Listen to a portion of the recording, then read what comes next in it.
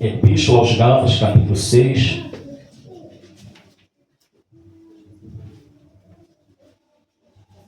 Versículo de número 7.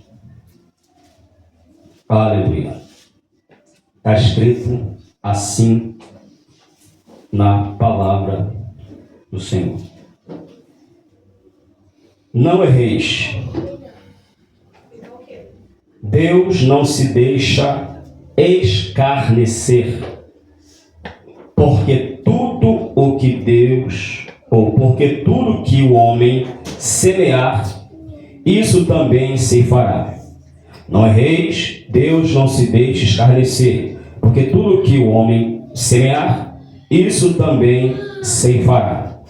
Porque o que semeia na carne, o que semeia na sua carne, da carne se fará a corrupção, mas o que semeia no Espírito, do Espírito se fará a vida eterna.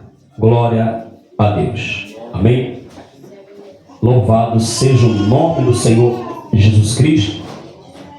Vamos aqui estar compreendendo à luz da palavra do Senhor a colocação,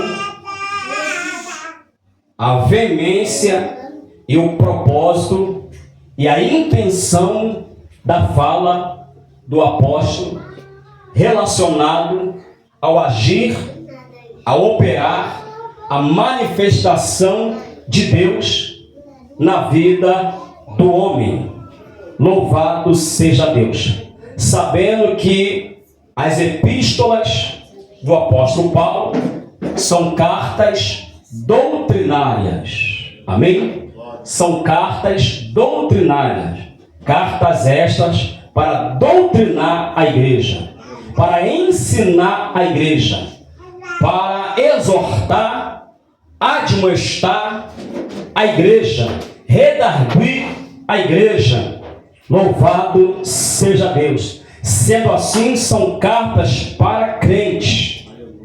Não são cartas para pecadores deste mundo. São cartas para crente, para a igreja, onde Deus, Ele lapida, Deus molda, Deus transforma o nosso caráter através da sua palavra. Então, o apóstolo Paulo diz pela revelação e pelos ensinos que recebera do próprio Cristo, até porque diz o mesmo que o que ele recebeu não foi de homens, mas o próprio Cristo foi quem passou para ele todas as instruções que agora ele vai transmitir para a igreja. E dentre as instruções, e dentre os mandamentos, e dentre o modelo que a igreja deveria seguir, ele vai atentar, ele vai falar concernente a uma lei. E esta lei é apelidada como lei da semeadura. Tem crente que se esquece desta lei. Tem crente que não atenta para esta lei. E esta lei, ela é irrevogável. Esta lei não tem como alterá-la, não tem como mudá-la, não tem como corrompê-la. Querendo ou não, esta lei será aplicada sobre a nossa vida, chamada de lei da semeadura. Note bem, não erreis. A palavra já começa com uma ordem, com um mandamento da parte de Deus para a igreja. Não erreis. O termo aqui sabemos que significa o mesmo que não pequeis.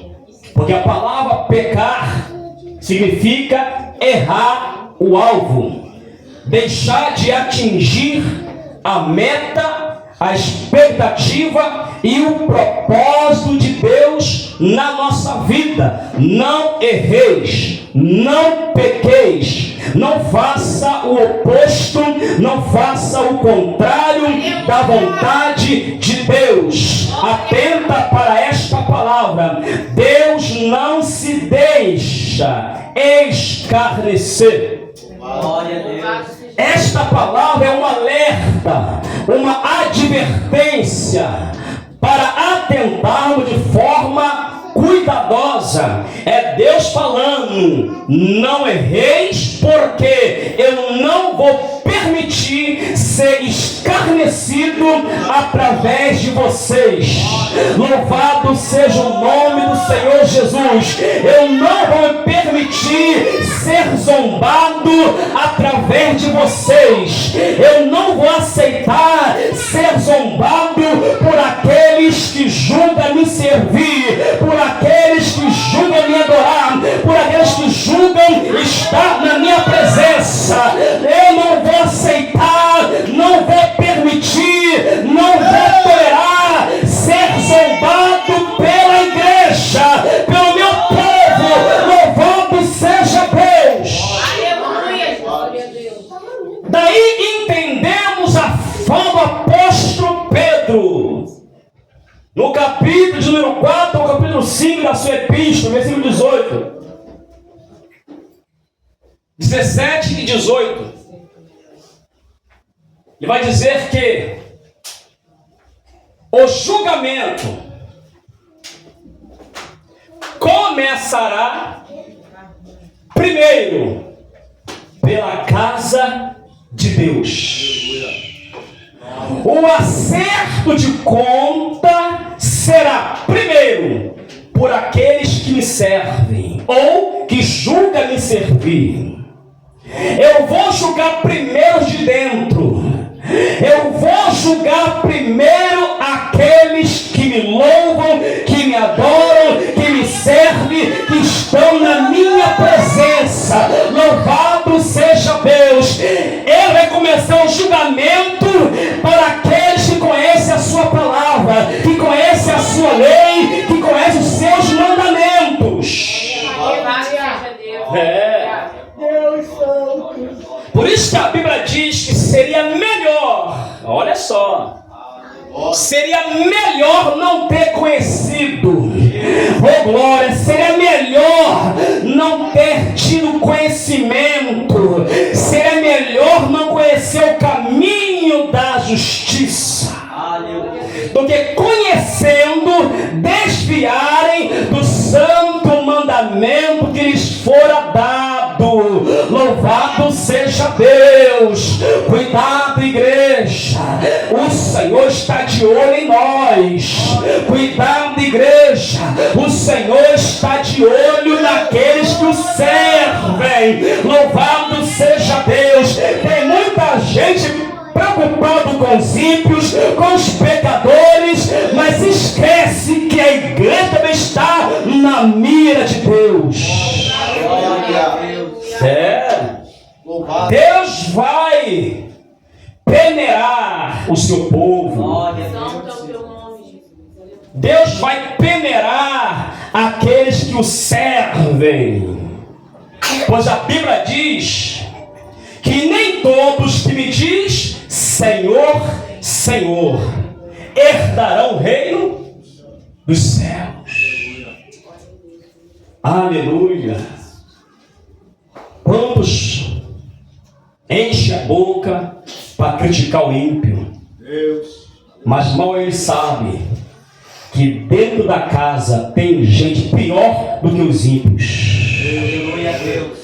Muita gente enche a boca para criticar os pecadores deste mundo, mas tem gente na casa pior do que os pecadores deste mundo, porque os ímpios e os pecadores, muitos dos que estão lá fora, fazem o que fazem sem entendimento, sem conhecer a palavra de Deus. Mas aqui dentro muita gente conhece e sabe da vontade de Deus, porém não consegue andar segundo a vontade de Deus. Aleluia. Louvado seja o nome do Senhor.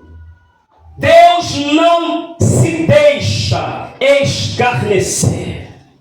Porque tudo que o homem semear, isso também ceifará. Sabe o que é isso? Ele não vai tolerar, não vai aceitar, não irá fazer vista grossa. Está dizendo? Ele vai aplicar a sentença. Ele vai aplicar o juízo. Porque a sua justiça leva com que ele seja justo.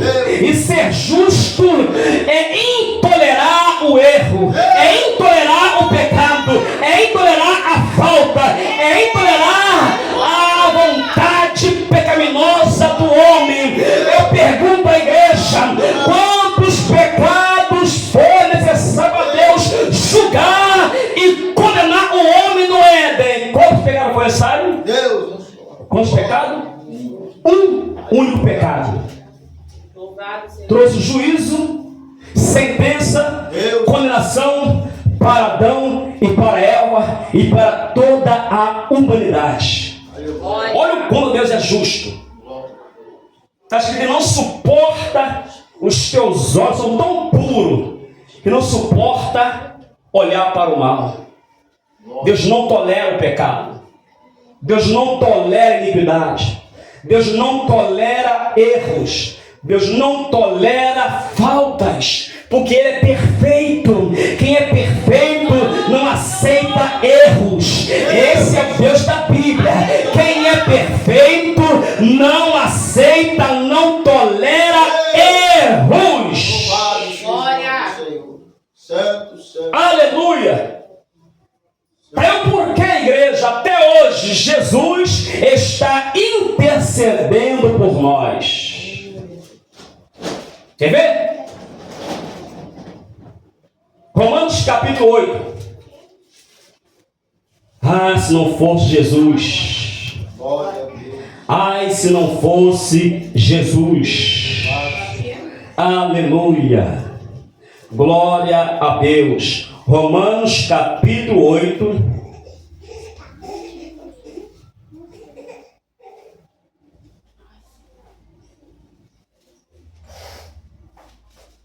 Olha o que diz.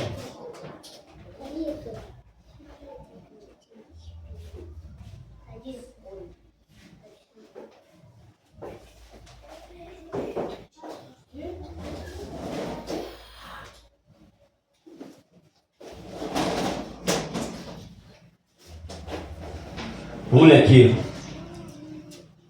35 adiante. Quem nos separará do amor de Cristo? A tribulação, ou angústia, perseguição, a fome, ou nudez, ou perigo, ou a espada. Como está escrito: para onde ti somos entregue à morte todo o dia. Somos reputados como ovelhas para matadouro.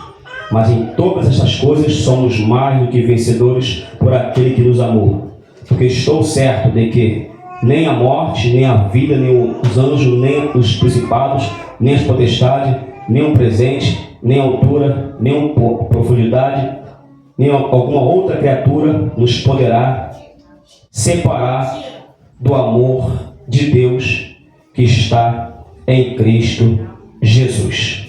E isso vai falar acerca do amor de Deus, certo? Para conosco. Mas aqui, nos versículos anteriores, preste atenção. Capítulo 8, versículo 6. Da mesma maneira, também o Espírito ajuda as nossas fraquezas. Porque não sabemos o que havemos de pedir como convém. Mas o mesmo Espírito intercede por nós com gemidos inexprimíveis. E aquele que examina os corações sabe qual a intenção do Espírito. E é Ele que, segundo Deus, intercede pelos santos. Aleluia.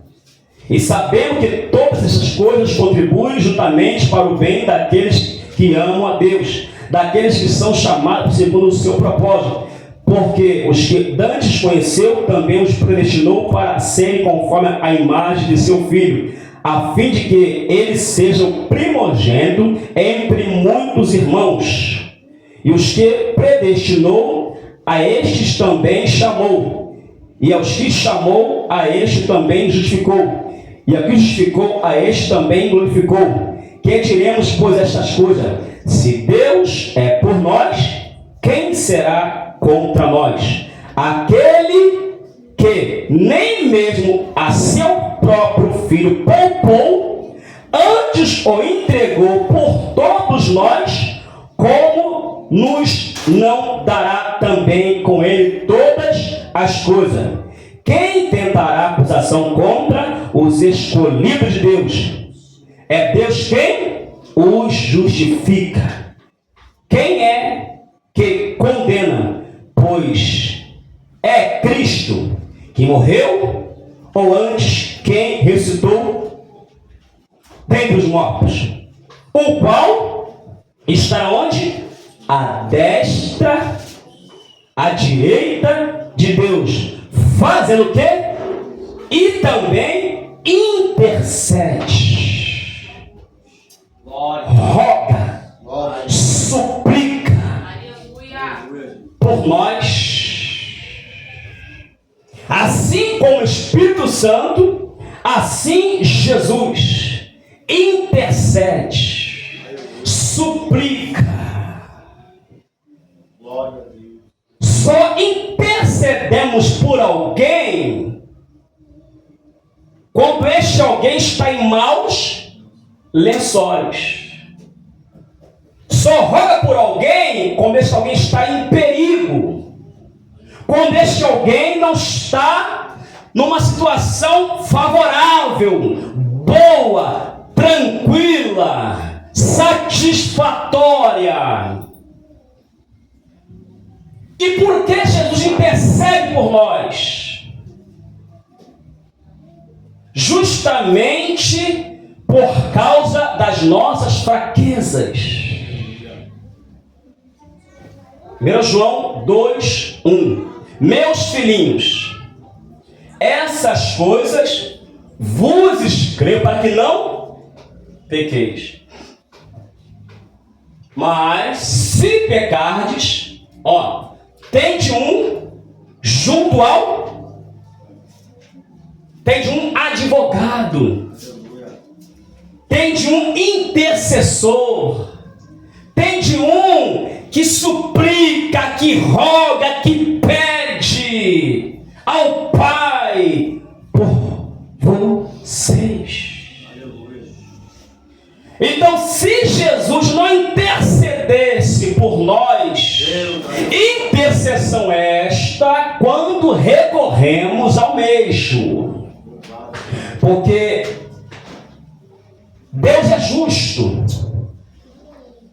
O Filho de igual modo também é justo. Mas a missão dele no momento não é de julgar os faltosos, mas levar o arrependimento dos faltosos àquele que julga. Porque ai de nós se Jesus não revogasse, não rogasse, não suplicasse ao Pai quando nós falhamos, nós fracassamos, negligenciamos e não conseguimos atingir o alvo. Ai de nós! A sentença tinha sido decretada. Aleluia. Mas a igreja, por sua vez, quando tem alguns deslizes, logo ela vai se humilhar, vai se prostrar.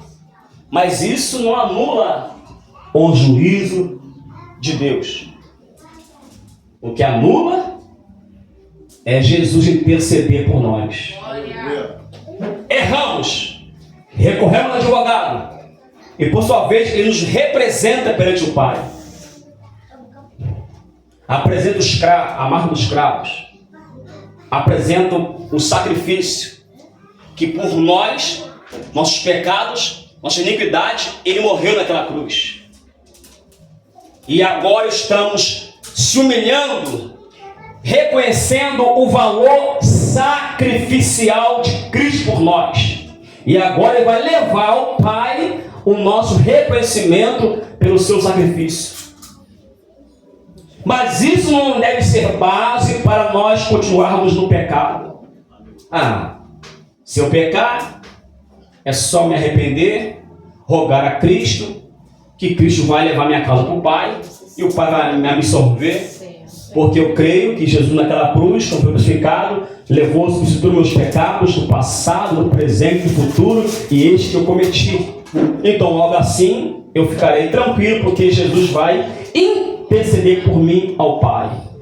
Cuidado com o pecado premeditado. Cuidado com o pecado elaborado.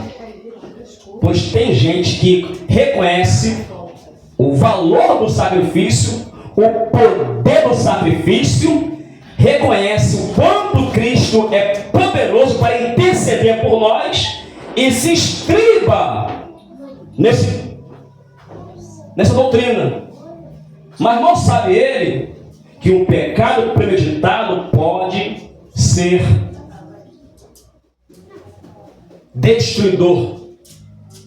Por isso que o autor dos Hebreus vai dizer: se pecarmos voluntariamente, já não resta mais sacrifício pelos pecados, mas uma certa expectação horrível de juízo e ardor de fogo que há de devorar hoje adversário. Então, quem peca voluntariamente se põe como adversário de Deus, inimigo de Deus. E todos que se opuseram a Deus pereceram. Todos que se opuseram a Deus tiveram o seu fim trágico. Datã, Corá, Abirão e a sua família foram engolidos pela terra, porque se opuseram a Deus. Acã e a sua família foram mortos, porque se opuseram a Deus. Aleluia. Muitos hebreus no deserto morreram porque se opuseram a Deus. Aleluia. Todo que se opõe a Deus, tenta ser inimigo de Deus, terá o seu fim trágico. Quem contestou, diz a Bíblia, contendeu contra o oleiro, contra Deus, e teve paz. Ninguém tem paz. Longo é quem contende contra Deus, resiste Deus, se põe como adversário de Deus. A prova é, meus irmãos, que o diabo nem se atreve a assumir esse papel. Nem se atreve. Ele é o nosso adversário. Ele é o nosso inimigo. Aleluia. Porque louco é quem assume o papel de inimigo de Deus. Louco é aquele que se coloca como adversário de Deus. Aleluia. Vê que quando Jesus chega em Gadara, aquele demônio corre, se ajoelha e adora. Já vieste nos conjurar, nos atormentar antes do tempo, porque os demônios enxergou a divindade de Jesus em Gadara. Ele enxergou o que muitos crentes não enxergam. Tem gente que só enxerga Jesus como um Papai Noel, um saco cheio de presente. Tem demônio que supera os crentes na visão espiritual. Dá de 1000 a 0 muitos crentes. Tem crente que só enxerga Jesus como um médico para curar a tua doença. Enxerga Jesus como um empresário, dono de uma empresa, de uma grande empresa de trabalho, que vai te dar uma porta de emprego. Enxerga Jesus como um santo casamenteiro, que te dá uma esposa, que te dá um marido. Enxerga em Jesus um agente imobiliário, dono de várias casas próprias, que vai te dar uma casa própria. Um grande empresário. enxerga em Jesus muitas oportunidades para esta vida, mas não enxerga Ele como um ser divino. Um ser que tem todo o poder, capaz de condenar e absorver o homem. Já vieste nos atormentar, porque nem os demônios querem ir para o inferno. Cuidado com as pregações que mostram demônio no inferno. Né? Cuidado. Cuidado com as pregações que mostram o diabo no inferno. O diabo está longe do inferno. Né? Esqueça que o diabo está no inferno. O diabo está longe do inferno. O diabo está aí, ó. Temos demônios presos no poço do abismo, em cadeia, né? Porque os demônios atuam nas regiões celestiais, né? Os espíritos atuam nas regiões celestiais. O que tem no inferno agora são almas que se rebelaram contra Deus, negaram Jesus Cristo, estão presos em cadeias no inferno, sendo atormentados. Porque os demônios sabem e entendem que esse julgamento será terrível. E eles temem o julgamento eterno. Eles temem ir para lá, não querem ir para lá antes do tempo. Já vieste nos atormentar antes do tempo. Jesus, Filho do Deus Altíssimo.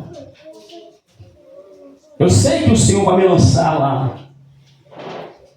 Eu sei que o Senhor vai nos lançar no Hades, na Geena, que é o lago de fogo. Eu sei que o Senhor vai nos levar para lá. Nós somos eternos condenados.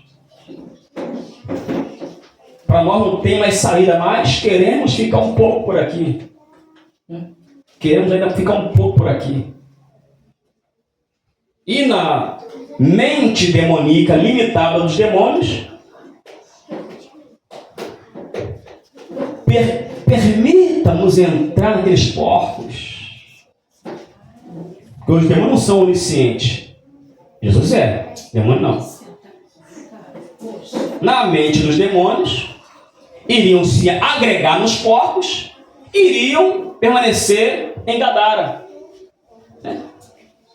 Porque a casa deles era um demoniado. Era o gadareno. Sair do gadareno, ele não tem uma casa, né? Não queremos deixar este ambiente. Esse ambiente para nós é muito bom. Já que este não foi transformado, permite-nos entrar nos porcos. Entre o lago de fogo, entre o inferno e os porcos, queremos os porcos. Aí Jesus vai. Permite, sabendo do desfecho, que aqueles demônios, eles iam ficar sem moradia. Teriam que levantar acampamento de Gadara e ir para outro território. Gadara não seria mais morada dos demônios. E estrategicamente, Jesus permite. Pode ir. Obrigado, Jesus. Vamos continuar em Gadara. O que acontece? Os porcos se precipitam, porque nem os porcos aceitam viver com os demônios. E tem crentes que gostam. Nem os porcos suportam ser habitação de demônios. Mas tem pessoa que fica maravilhada em ser casa de demônios. Como é que pode? Os porcos se precipitam no espinhadeiro e caem no mar e morrem afogados. E agora? Levantaram o acampamento dos demônios. Tá o porquê, meus irmãos? Aquele ex-endemoniado consegue evangelizar as 10 cidades de Decápolis. Decápolis quer dizer 10, polis, cidade, 10 cidades. Ele vira um grande missionário, um grande evangelista naquelas regiões ali. E dentro daquelas regiões de Decápolis,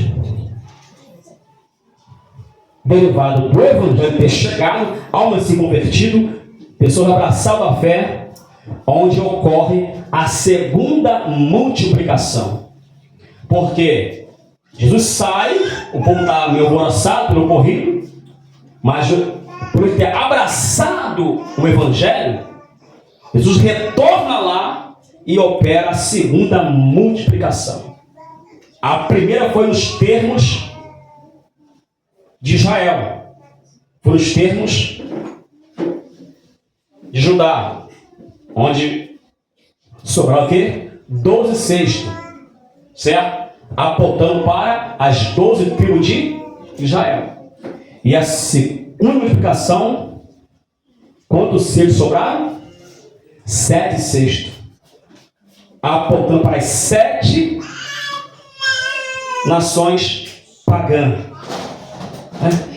Então ali houve uma manifestação poderosa da parte de Deus. Glória a Jesus. Então o que podemos extrair dessa palavra? É que temos que ter cuidado. Deus não permite.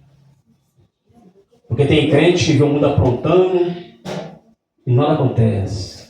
Em parte. Vê os ímpios escarnecendo, zombando, e acha que, elas aprontam, nada acontece. Então conosco também vai ser diferente. É ruim. Cuidado. Porque o julgamento começa primeiro com a casa de Deus. E ele vai aplicar sua sentença. Quando ele diz, não, de Deus não se escarnece, Deus não se deixa, é que Deus não permite ser escarnecido. Que Deus não tolera ser zombado. Que Deus não tolera ser escarnecido. Aí vai aplicar a sentença para os escarnecedores, para aqueles que zombam da sua pessoa. Aleluia. Então, guarda essa palavra. Não brinque com Deus. Porque o crente, quando brinca com Deus, brinca com entendimento. O ímpio brinca sem entendimento. Mas o crente brinca com entendimento. E a justiça de Deus virá sobre nossas vidas. Amém? Aleluia. Deus seja louvado.